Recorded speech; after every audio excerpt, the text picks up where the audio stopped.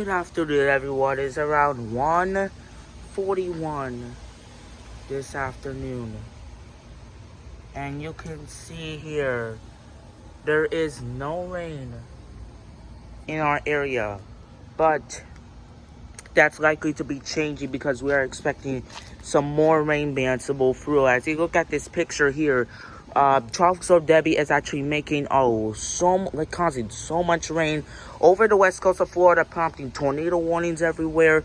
There was a tornado warning last night that was down in Fort Lauderdale, but that did expire.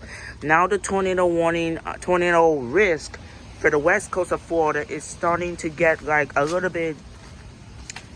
It's rising up a little bit because we are going to see the potential to see some tornadoes even along Florida's west coast. Along Florida's west coast, we are going to see some tornadoes as we see some tornadoes before. So we are going to see that happen. Plus, we are going to expect some rain bands to move through. We're expecting some rain bands to move through the area because we are going to see some gusty winds and heavy rainfall.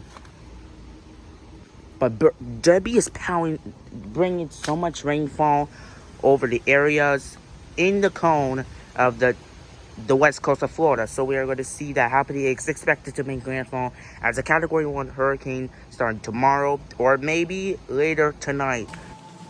One more look before we go. Look at the winds. I just want to get in there so you guys see what's going on right now.